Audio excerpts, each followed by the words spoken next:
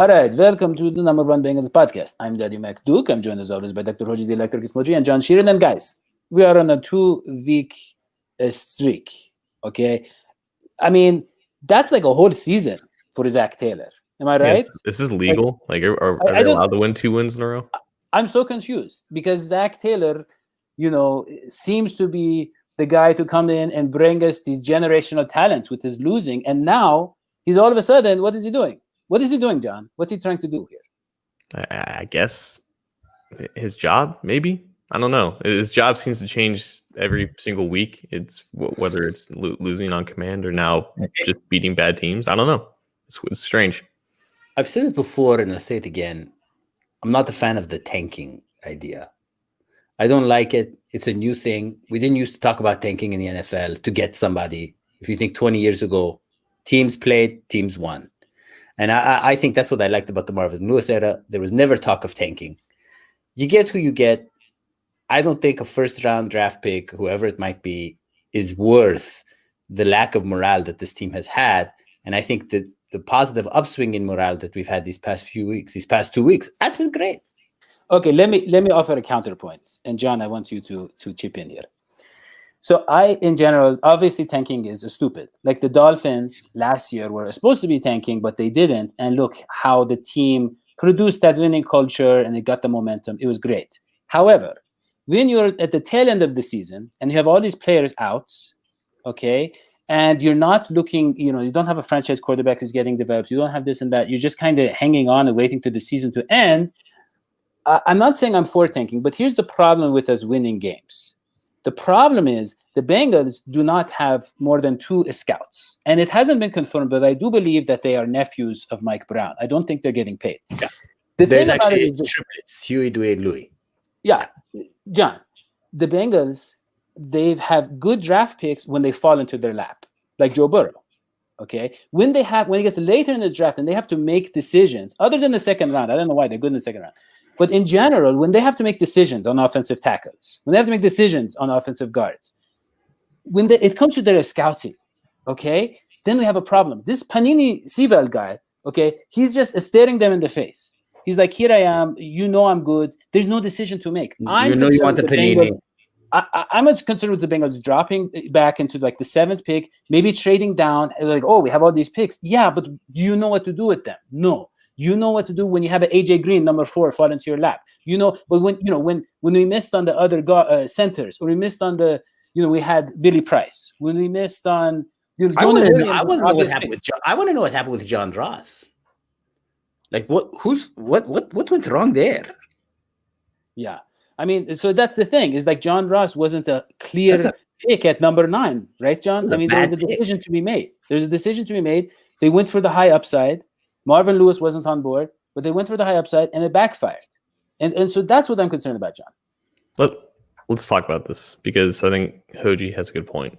It's stupid, I think, to root for losing when you already have the quarterback. I think when you don't have a quarterback, it benefits you to lose games that don't matter if you're out of the playoff race. If you already have that quarterback, then the process becomes you need to establish like winning. You need to sell the message that you're selling to this quarterback into the team that he's trying to lead. And I think that's where the value of winning these late season games, even though in the past they proved to be useless and kind of fool's gold and keeping bad Bengals coaches around. But I think there is value to that. You don't really, I don't get the message of tanking just for non-quarterback players. Now, regarding to what you said about falling in the draft order and then having the Bengals make a decision upon who to draft that isn't an obvious choice. They're still in the 5th spot, and I don't think they're going to beat the Ravens. So I think they're going to be locked into that 5th spot. And that was right behind where AJ Green was picked. And, Green kind of fell into their laps. And I think that a very similar situation can happen with another receiver in this class. Maybe it's Jamar Chase. Maybe it's Jalen Waddle. Both guys, I think, would be slam dunk picks at that spot and would require zero decision making from the Bengals, provided that they address the offensive line and free agency. So I think you're still going to find that situation where they're going to have a blue chip elite prospect kind of just fall into their laps in the top 5, but they also have some wins under the belt where they can sell the message that Zach Taylor's trying to sell. So John, if they're not getting Panini Sewell, how do they fix the offensive line? They got to spend. They have to. And I think we had a conversation with a guy from Pro Football Focus this past year, and you said that if you want an immediate fix on the offensive line, you have to trust veterans to get that job for you. If you just put all your faith into rookies and starting into improving it's more times not going to fail. Like this year has been an exception. You've had a couple rookies, like the guy from Tampa Bay, Tristan Wirfs, the guy from New England, Michael Onwenu. They're producing like all pro players as rookies. Like that's completely rare. So for the Bengals to be putting all their faith into just one offensive lineman with the 5th or 3rd or 4th or whatever pick they get with that pick and fixing the whole offensive line, it's more times not going to fail. They need to spend at that position regardless of if they're going to draft somebody, because that's the best way to get an immediate fix and make sure that position group is just solidified. They cannot go into the draft without at least 2 new starters on the offensive line. There were some wise words. Yeah, makes a lot of sense to me. John, I wonder if you said that we already have the QB. I agree with that. It looks like we already have the backup QB too. I mean, Brandon Allen's looking pretty sweet. I was looking at, first of all, let me just say, that guy looks a lot like Brett McKenzie. The second half of Flight of the Conchords, one of my favorite bands out there. Second of all, I was looking at the stats from previous games. And yeah, this was a great game, and he had a high QB rating and all that. But his completion percentage is always pretty high. I know he goes for the short passes. He's pretty steady. And I think as a backup QB, what else do you want, really? I mean, he's good, and he did a good job. And he's starting to pick up of course, the run game worked out for him, and that was a big help. But he can really make it work without Burrow, and at least against this team, and that's a good thing. I think that's the important thing, because there's an important caveat here. Texans are terrible on defense. They only have J.J. Watt and like Zach Cunningham. They have nobody else. Everyone else is either suspended or hurt. They were just throwing backups there. But with that said, like the whole thing with Zach Taylor is Joe Burrow just causing these improvements to the offense? Is he the only reason why they've made some progress and strides on the offensive side of the ball? Because if he's the only one doing it, then what value is Zach Taylor doing? So in the first few games with Burrow out, you've seen just terrible performances from Brandon Allen, and then obviously just hiding Ryan Finley behind a running game and read option against the Steelers. But this game, you saw not only just a quality game, but just Brandon Allen just blacking out against the Texans. And I think that means at least something for what Zach Taylor can do in terms of elevating what he has to work with and actually producing a decent product without having a first overall pick at quarterback. I think that bodes really well for Zach Taylor. And again, like even if they didn't win, it's a quality performance that he can sell to say like, hey, I can do some good things and produce some results. Yeah, John, I agree with you. I mean, I think for the first time all season, we saw Zach Taylor's play calling producing offense, as opposed to like the talent that he's running. I mean, it might be a good thing that he was forced to rely on kind of a smart play calling. I mean, look at the runs. I mean, I don't know the numbers, John, but with the number of positive runs, it seemed like almost most runs were positive. And we're talking about backups. We're talking about Perrine. We're talking about Giovanni, obviously. And it was just like the blocking and everything was so in sync. Coach Menich was showing clips of some of the guys like Fred Johnson, taking on multiple defenders, moving, kind of all that stuff. These guys in motion, and I was really happy. And and Brandon Allen too. I mean, Brandon Allen was in a rhythm. Brandon Allen, the pass protection was there. He was in sync with them. It was more cohesive than anything I saw when Joe Burrow was the quarterback. And I wonder if it's Zach Taylor with his back to the wall, or if it's Zach Taylor, hey, I can't rely on this guy to carry me anymore. I got to coach you smarter. That's true. And before we bring in the marching band, I mean, yeah, they played nicely against a weak defense. But if you were watching the game, as we all were, I mean, it was back and forth, and really it could have been anybody's ball game up until the end. It really was about who had the ball last. And against the Texans, that really means that you're pretty much at the Texans level. You're possibly a little bit better than the Texans. That's not a good place to be. You don't want to be there next year, even without Joe Burrow. You want to be like where the Ravens are. You know what I mean? So that's a good transition, Hodgie. The Ravens, guys. If we beat the Ravens, knock them out of the playoffs for the second time in, I don't know, like 4 or 5 years, right? Yeah. I mean, that gives these other wins so much more value. These past 2 wins, and it's like looks like with the Steelers, yeah, they just won this past week, but they were reeling and they were, struggling, and we just kind of took advantage of that. And then the Texans, like Hodgie said, yeah, they have not been a good team all year, and they're also, the season is kind of winding down. But if we can beat the Ravens, guys, the Ravens have won 4 in a row. I mean, they're rolling. They're trying to get back to the playoffs. They have the defending MVP. And if we can somehow beat them, then yeah, I think we have that momentum. I think the younger players, the younger linebackers, the defense, all of these guys are going to go into next year thinking, hey, we have a real team here. I hope so. Even they just play well. I don't think we should expect them to win. Like you said, the Ravens are just peaking at the right time. They're probably going to do some damage in the playoffs, but I don't know, man. Like Jay Morrison of The Athletic, he's on top of this. Like they've won, I think, 12 straight Week 17 games when they have a losing record at home. Like this is just a prime. This is a prime opportunity for that streak to continue. But it would be a statement because this Ravens team has fluctuated so much in this year. Like they started off dominant, then they hit a wall because their offense couldn't really do anything with that offensive line, and now they're looking like the Ravens of the old. So this would be a tremendous win and probably the most impactful win of the entire season. Yeah. So John, I mean, just can we talk about the matchup a little bit? We have the running game, and we have Brandon Allen, who is he took a few deep shots. He got some deep shots down there, but he looks like, to me, John, he looks like a pretty quality game manager. If you're asking me, I mean, he was just keeping the chains moving.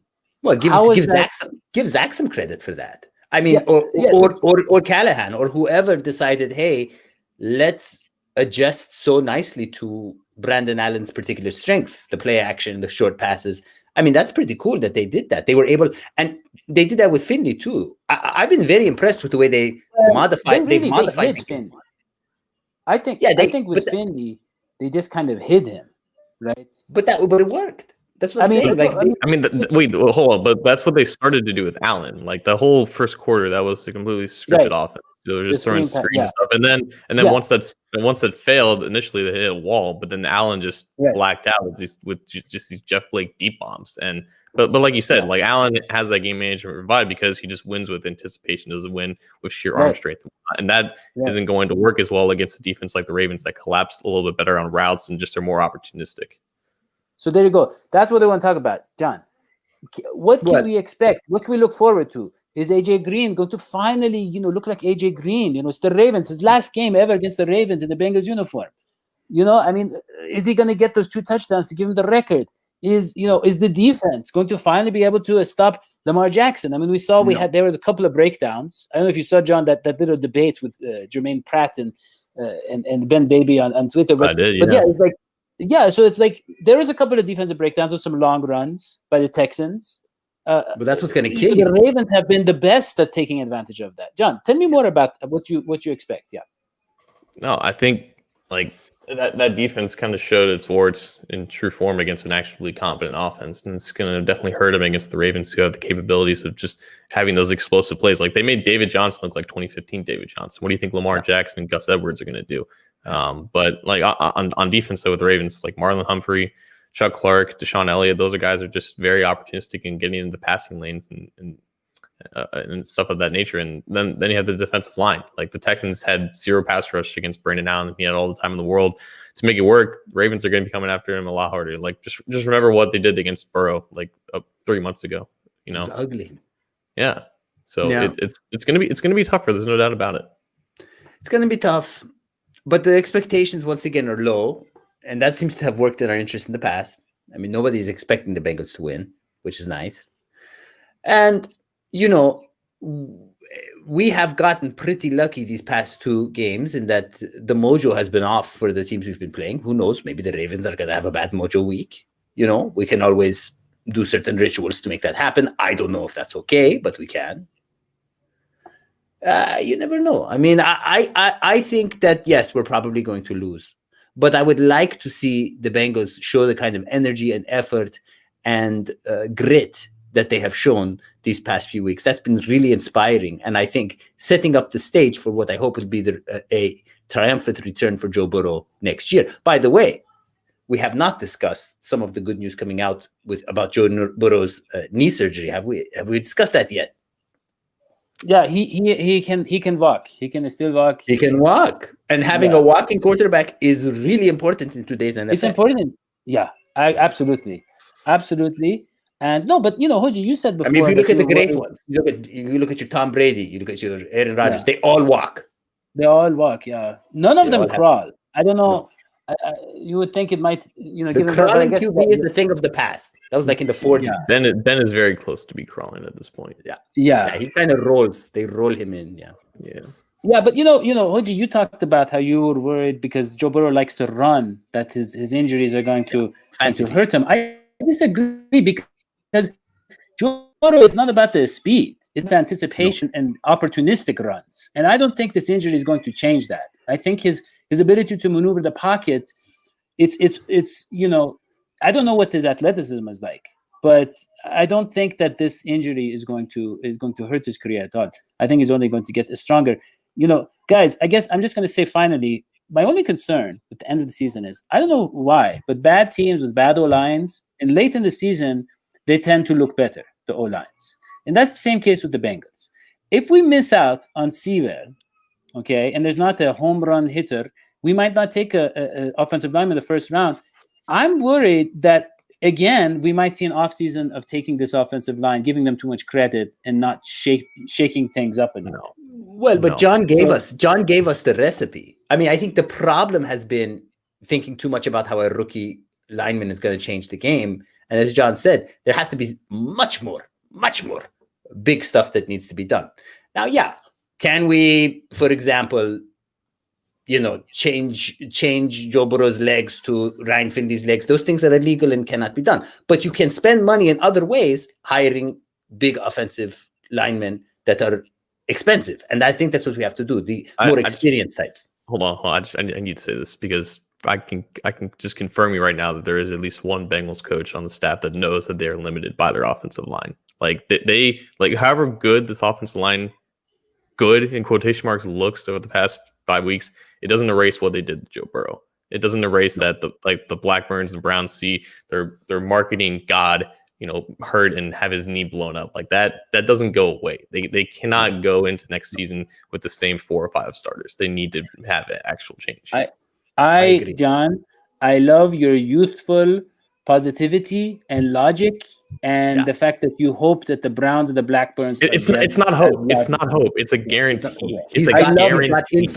He has information. I wish I could erase my long-term memory of the Bengals and their history and be so positive. I love it, John. I love it. Okay, guys, that is all that we have for this show. Yeah. Don't forget to subscribe, leave a 5-star review. 5-star. And for John Sheeran and Dr. Hodgie, the Dr. Kismoji, I'm Dadio. We'll see you next time. So long.